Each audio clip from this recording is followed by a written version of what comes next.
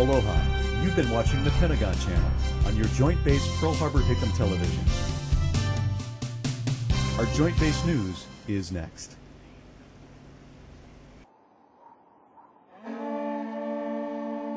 Over 3,000 military and civilians, along with about 200 Pearl Harbor survivors, gathered at the new Pearl Harbor Visitor Center to honor those who died during the December 7th surprise attack on the island of Oahu by the Empire of Japan.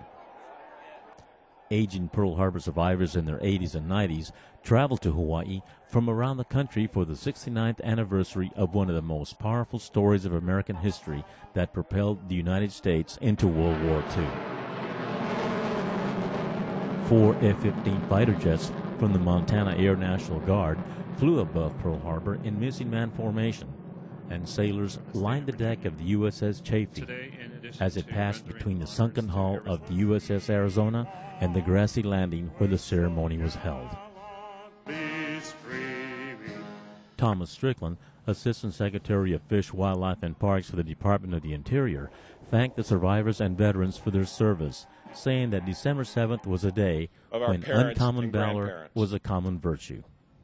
For all of us, December 7th is Pearl Harbor Day, because the events that occurred here on that Sunday morning in late 1941 were so traumatic, so world-shaking, so marked by tragedy and heroism that they are ingrained in our nation's consciousness.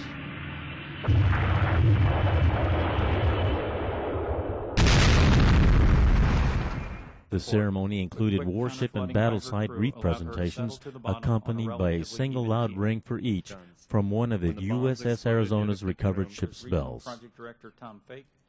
U.S. Pacific Fleet Commander Admiral Patrick Walsh and former Blue Angel spoke of the courage exhibited by men and women who made an indelible mark on our country.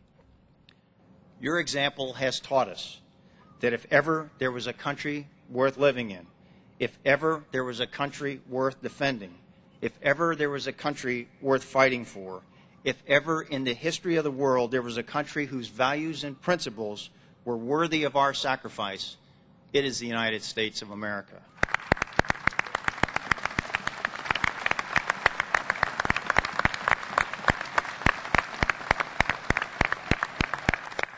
The National Park Service opened its new $56 million World War II National Monument at the Pacific Facility and Museum. The new spacious center tells the horrible story of the events, cast, and casualties of the Day of Infamy, preserving the stories and sacrifices to be remembered and passed on to future generations. The event, titled A Promise Fulfilled, ended with a walk of honor for the Pearl Harbor survivors who passed through a cordon of 100 Armed Forces and Park Service members. Reporting for Joint Base Television, Pearl Harbor Hickam, this is Pedro Valdez. We return you now to the Pentagon Channel. Thanks for watching.